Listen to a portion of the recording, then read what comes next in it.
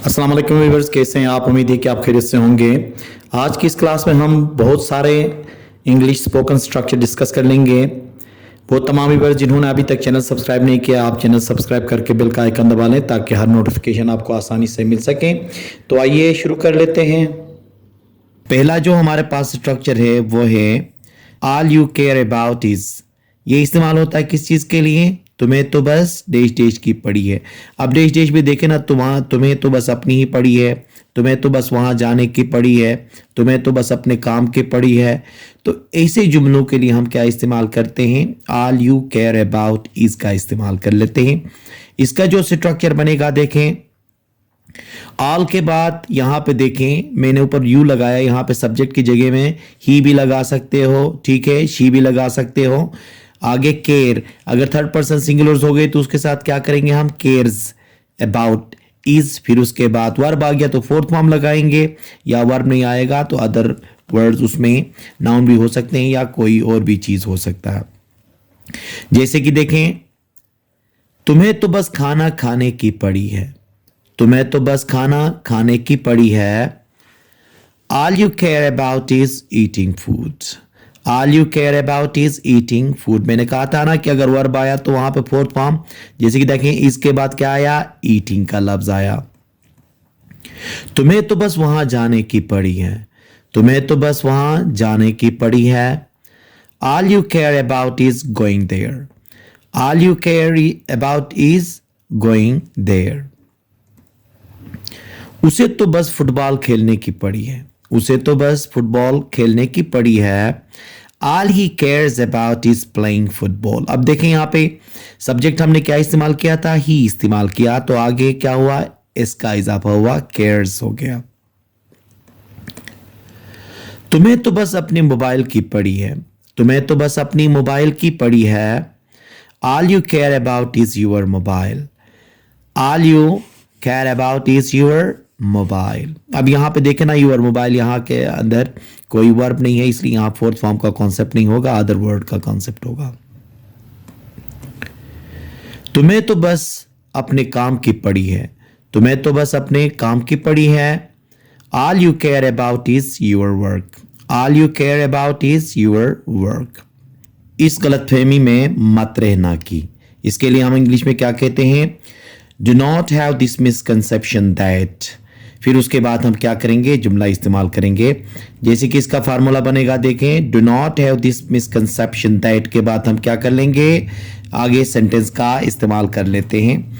जैसे कि देखें, मिसाल के तौर पे, इस गलतफहमी में मत रहना कि वो यहाँ आएगा, इस गलतफहमी में मत रहना कि वो यहाँ आएगा। Do not have this misconception that he will come here. Do not have this misconception that he will come here. इस गलतफहमी में मत रहना कि असलम आपकी मदद करेगा, इस गलतफहमी में मत रहना कि असलम आपकी मदद करेगा। Do not have this misconception that Aslam will help you. अब देखें ना, ये do not have this misconception के बाद that लगा के हम क्या करते हैं? आगे जो सेंटेंस है वो बोल देते हैं। इस गलतफहमी में मत रहना कि वो मसला हल करेगा, इस गलतफहमी में मत रहना कि वो मसला हल करेगा। Do not have this misconception that he will solve the problem. Do not have this misconception that he will solve the problem. तीसरा है हमारे पास despite my refusal. Despite my refusal इस्तेमाल होता है मेरा मना करने के बावजूद कहने के लिए। जब कोई बंदा आपके मना करने के बावजूद कुछ काम कर लेता है तो उस वक्त हम ये इस्तेमाल कर लेते हैं। इसका जो फार्मूला होगा, डिस्पाइट माई रिफ्यूजल के बाद आप सेंटेंस इस्तेमाल कर सकते हैं। अब ये सेंटेंस किसी भी टेंस का हो सकता है, अब ये पास्ट का भी हो सकता है, प्रेजेंट का भी हो सकता है और फ्यूचर का भी हो सकता है। जैसे कि देखें, मेरे मना करने के बावजूद भी वो यहां आया है, मेरे मना करने के बावजूद भी वो यहां आया है। Despite my refusal he has come here. Despite my refusal he has come here. मेरे मना करने के बावजूद भी उसने झूठ बोला, मेरे मना करने के बावजूद भी उसने झूठ बोला। आपने मतलब मना किया था लेकिन फिर भी उसने झूठ बोला है, तो इसका क्या होगा? देखें, despite my refusal he told a lie. Despite my refusal he told a lie. मैंने मना करने के बावजूद भी आपने ये गाड़ी खरीदी। मेरे मना करने के बावजूद भी आपने ये गाड़ी खरीदी। Despite my refusal you bought this car. Despite my refusal you bought this car. मेरे मना करने के बावजूद भी उसने इस कॉलेज में दाखिला लिया है। तो क्या होगा देखें। Despite my refusal he has taken admission in this college. Despite my refusal, he has taken admission in this college. मेरे मना करने के बावजूद भी वो चला गया। मेरे मना करने के बावजूद भी वो चला गया। Despite my refusal, he went. Despite my refusal, he went. ऐसा लगता है कहने के लिए इंग्लिश में हम इस्तेमाल करते हैं it seems like that. It seems like that का इस्तेमाल हम ऐसे जुमलों के लिए करेंगे उर्दू में जिसमें हम ऐसा लगता है कहते हैं। जैसे कि इसका फार्मूला बनेगा, शुरू में इट सीम्स लाइक दैट लगाएंगे, फिर उसके बाद आगे हम सेंटेंस लगा लेंगे। वो सेंटेंस किसी भी टेंस का हो सकता है। जैसे कि ऐसा लगता है कि वो यहाँ रह रहा है। ऐसा लगता है कि वो यहाँ रह रहा है। It seems like that he might be living here. It seems like that he might be living here. ऐसा लगता है कि आजकल वो सख्त मेहनत कर रहा है। ऐसा लगता है कि आजकल वो सख्त मेहनत कर रहा है। It seems like that he might be working hard nowadays. It seems like that he might be working hard nowadays. यहाँ पे देखें आजकल नाउअडेज यहाँ पे मिस हो गया है, तो नाउअडेज का इस्तेमाल आप कर सकते हो। ऐसा लगता है कि आज रात बारिश होगी। ऐसा लगता है कि आज रात बारिश होगी। It seems like that it will rain tonight. It seems like that it will rain tonight. देखें stay far and avoid from, ये इस्तेमाल होता है से दूर दूर रहना। ऐसे जुमलों को ट्रांसलेट करने के लिए क्या इस्तेमाल करेंगे? stay far and avoid from। अब इसका जो स्ट्रक्चर बनेगा, पहले सब्जेक्ट, फिर उसके बाद हेल्पिंग वर्ब, फिर stay far and avoid from के बाद ऑब्जेक्ट आएगा।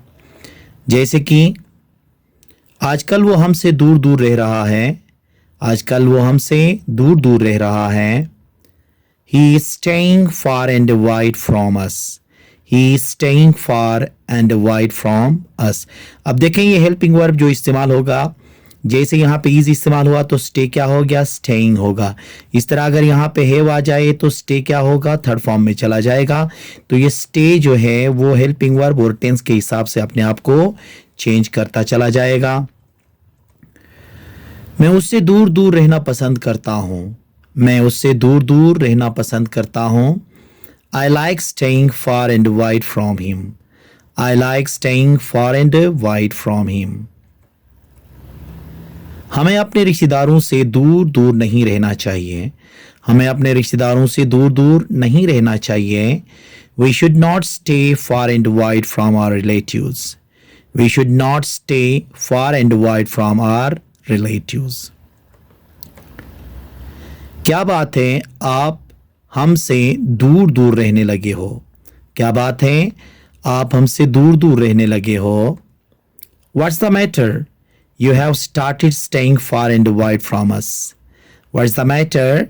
You have started staying far and wide from us. Not a big deal. Not a big deal का इस्तेमाल होता है बड़ी बात नहीं, या कोई बड़ी बात नहीं है कहने के लिए इस्तेमाल होता है। अब इसमें देखें, आजकल गाड़ी खरीदना कोई बड़ी बात नहीं है। आजकल गाड़ी खरीदना कोई बड़ी बात नहीं है। Buying a car is not a big deal nowadays. Buying a car is not a big deal nowadays. ये कोई बड़ी बात नहीं है। ये कोई बड़ी बात नहीं। It is not a big deal. It is not a big deal. आजकल पैसे कमाना कोई बड़ी बात नहीं। आजकल पैसे कमाना कोई बड़ी बात नहीं। Nowadays earning money is not a big deal. Nowadays earning money is not a big deal. Not leave anything undone का इस्तेमाल हम कर लेंगे किस चीज़ के लिए? कोई कसर नहीं छोड़ना, इसके ट्रांसलेट करने के लिए। और इसका भी जो फार्मूला बनेगा कुछ इस तरह से बनेगा, पहले सब्जेक्ट, फिर उसके बाद हेल्पिंग वर्ब, फिर नॉट लीव एनीथिंग अनडन के बाद टू, फिर वर्ब की फर्स्ट फॉर्म, फिर आगे अदर वर्ड्स जो भी, चाहे वो ऑब्जेक्ट आ जाए या रिमाइंडर में जो भी आ जाए उसको हम इस्तेमाल कर लेंगे। अब ये हेल्पिंग वर्ब क्या होगा, टेंस के हिसाब से अपने आप को चेंज कर लेगा। जैसे कि देखें, अंग्रेजी ज़बान सीखने के लिए मैं कोई कसर नहीं छोड़ूंगा। अंग्रेजी ज़बान सीखने के लिए मैं कोई कसर नहीं छोड़ूंगा। इसका ट्रांसलेशन होगा, देखें, I will not leave anything undone to learn English language. I will not leave anything undone to learn English language. उसने ये मसला हल करने के लिए कोई कसर नहीं छोड़ा। उसने ये मसला हल करने के लिए कोई कसर नहीं छोड़ा। देखें, ये पास्ट का है, इसलिए इसमें हेल्पिंग वर्ब क्या होगा, पास्ट वाला बनेगा। जैसे कि he did not leave anything undone to solve this problem. He did not leave anything undone to solve this problem. वो मैच जीतने के लिए कोई कसर नहीं छोड़ेंगे। वो मैच जीतने के लिए कोई कसर नहीं छोड़ेंगे। They will not leave anything undone to win the match. They will not leave anything undone to win the match. वो इस यूनिवर्सिटी में दाखिला लेने के लिए कोई कसर नहीं छोड़ेगा। He will not leave anything undone to get admission in this university. He will not leave anything undone to get admission in this university. पलक झपकते ही मतलब एकदम से कहने के लिए, ठीक है, बहुत शॉर्ट टाइम के अंदर जो काम होता है उसको हम कैसे बयान करते हैं, पलक झपकते ही कह के, और इंग्लिश में इसको इन अ ब्लिंक ऑफ एन आई कहते हैं। इसका जो फार्मूला बनेगा, पहले हम सेंटेंस इस्तेमाल करेंगे, फिर उसके बाद इन अ ब्लिंक ऑफ एन आई कहेंगे, ठीक है। अब ये सेंटेंस किसी भी टेंस का हो सकता है। जैसे कि देखें, उसने पलक झपकते ही मेरी गाड़ी मुरम्मत की। उसने पलक झपकते ही मेरी गाड़ी मुरम्मत की। He repaired my car in a blink of an eye. He repaired my car in a blink of an eye. पलक झपकते ही आपने सवाल हल किया है। पलक झपकते ही आपने सवाल हल किया है। You have solved question in a blink of an eye. You have solved question in a blink of an eye. पलक झपकते ही वो यहां से भाग गया। पलक झपकते ही वो यहां से भाग गया। He ran away from here in a blink of an eye. He ran away from here in a blink of an eye. पलक झपकते ही उसने मोबाइल चुरा लिया। पलक झपकते ही उसने मोबाइल चुरा लिया। He stole mobile in a blink of an eye. He stole mobile in a blink of an eye. पलक झपकते ही उसने खाना पकाया। पलक झपकते ही उसने खाना पकाया। He cooked food in a blink of an eye. तो blink of an eye हम किस चीज़ के लिए इस्तेमाल करेंगे, पलक झपकते ही, मतलब बहुत ही कम टाइम के अंदर अंदर जो काम हो जाता है उसके लिए हम ये इस्तेमाल कर लेते हैं। A far cry from. A far cry from क्यों इस्तेमाल करते हैं, मतलब से बहुत मुख्तलिफ होना, मतलब किसी चीज़ से बहुत मुख्तलिफ होना, मतलब एक चीज़ किसी दूसरी चीज़ से या एक स्टाइल किसी दूसरे स्टाइल से मुख्तलिफ होने के लिए ये इस्तेमाल होता है। जैसे कि इनका मकान उनके पुराने मकान से बहुत मुख्तलिफ है। उनका नया मकान उनके पुराना मकान से बहुत मुख्तलिफ है। Their new house is a far cry from old one. Their new house is a far cry from old one. आपका पढ़ाने का तरीका दूसरों से बहुत मुख्तलिफ है। अब इधर देखें ना, तरीक़ाकार क्या है, वो मुख्तलिफ है। तो इसका ट्रांसलेशन होगा, Your teaching method is a far cry from others. Your teaching method is a far cry from others. ये मोबाइल दूसरे मोबाइल से बहुत मुख्तलिफ है। ये मोबाइल दूसरे मोबाइल से बहुत मुख्तलिफ है। अब यहाँ पे मोबाइल की कंपैरिजन हो रही है, ठीक है ना। This mobile is far cry from other mobiles. This mobile is a far cry from other mobiles. आपका मकान मेरे मकान से बहुत मुख्तलिफ है। आपका मकान मेरे मकान से बहुत मुख्तलिफ है। Your house is a far cry from my house. Your house is a far cry from my house. It will not do. ऐसा नहीं चलेगा। जैसे कि अक्सर हम अपने ज़बान में रोज़मर्रा ज़िंदगी में ये इस्तेमाल करते हैं कि ऐसे नहीं चलेगा, आपको आना होगा, ऐसा नहीं चलेगा, आपको बोलना पड़ेगा, ऐसा नहीं चलेगा, आपको खेलना पड़ेगा। तो ऐसा नहीं चलेगा बहुत ज़्यादा हम अपनी डेली लाइफ में इस्तेमाल करते हैं। तो जब इंग्लिश में ये बोलना हो तो हम क्या इस्तेमाल करेंगे? इट विल नॉट डू का इस्तेमाल करेंगे। इसका जो स्ट्रक्चर बनता है कुछ इस तरह से बनेगा। इट विल नॉट डू के बाद हम सेंटेंस इस्तेमाल करेंगे। इट विल नॉट डू के बाद क्या करेंगे? हम सेंटेंस का इस्तेमाल कर लेते हैं। जैसे कि ऐसा नहीं चलेगा, आपको सब कुछ बताना पड़ेगा। ऐसा नहीं चलेगा, आपको सब कुछ बताना पड़ेगा। It will not do, you will have to tell everything. It will not do, you will have to tell everything. ऐसा नहीं चलेगा, उसे यहां आना होगा। ऐसा नहीं चलेगा, उसे यहां आना होगा। It will not do, he will have to come here. It will not do, he will have to come here. ऐसा नहीं चलेगा, उसे सब कुछ बता दो। ऐसा नहीं चलेगा, उसे सब कुछ बता दो। It will not do, tell him everything. It will not do, tell him everything. ऐसा नहीं चलेगा, उसे सच बोलना होगा। ऐसा नहीं चलेगा, उसे सच बोलना होगा। It will not do, he will have to speak the truth. It will not do, he will have to speak the truth. ये जो फार्मूला है ये ऐसे जुमलों के लिए इस्तेमाल होगा जैसे कि आप मुझसे क्या कराना चाहते हो, क्या लिखवाना चाहते हो, क्या पकवाना चाहते हो, ऐसे जुमलों के लिए। तो ये फार्मूला बनेगा व्हाट, फिर उसके बाद हेल्पिंग वर्ब, फिर सब्जेक्ट्स, फिर वांट, फिर ऑब्जेक्टिव प्रोनाउन, फिर टू और वर्ब की फर्स्ट फॉर्म और अदर वर्ड्स। अब ये जो फार्मूला है ये ऐसे जुमलों को ट्रांसलेट करने के लिए काम आता है। जैसे कि देखें, आप मुझसे क्या कराना चाहते हो? आप मुझसे क्या कराना चाहते हो? What do you want me to do? What do you want me to do? अगर इसका फिर जवाब दे दो क्या होगा? देखें, मैं आपसे ये मसला हल कराना चाहता हूं। मैं आपसे ये मसला हल कराना चाहता हूं। I want you to solve this problem. I want you to solve this problem. इसको आप ये भी कह सकते हैं, मैं चाहता हूं कि आप ये प्रॉब्लम हल करें। आप मुझसे क्या बुलवाना चाहते हो? आप मुझसे क्या बुलवाना चाहते हो? What do you want me to speak? What do you want me to speak? मैं आपसे अंग्रेजी बुलवाना चाहता हूं। मैं आपसे अंग्रेजी बुलवाना चाहता हूं। I want you to speak English. I want you to speak English. इसको उर्दू में ये भी कह सकते हो, मैं चाहता हूं कि आप अंग्रेजी बोलें। आप अहमद से क्या लिखवाना चाहते हो? आप अहमद से क्या लिखवाना चाहते हो?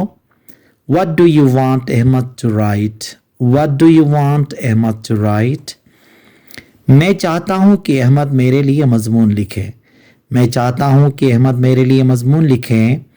I want Ahmad to write an essay for me. I want Ahmad to write an essay for me. तो ऐसे जुमलों के लिए हम क्या इस्तेमाल करेंगे? What do you want या What did he want? उसके बाद फिर क्या होगा? आगे ऑब्जेक्टिव प्रोनाउन, फिर टू के साथ हमेशा वर्ब की फर्स्ट फॉर्म इस्तेमाल करेंगे। ये जो स्ट्रक्चर्स हैं ये जो बहुत ही इंपॉर्टेंट स्ट्रक्चर्स हैं, हम रोज़मर्रा ज़िंदगी में बहुत ज़्यादा इस्तेमाल कर लेते हैं। ठीक है, इनकी आप प्रैक्टिस करें, रोज़मर्रा ज़िंदगी में इसके सेंटेंसेस बनाएं और इंग्लिश लैंग्वेज में इसको इस्तेमाल करें ताकि आपको उर्दू जुमलों को इंग्लिश में ट्रांसलेट करने में आसानी हो। उम्मीद है कि आज का ये लेक्चर आपको पसंद आया होगा। Thank you very much.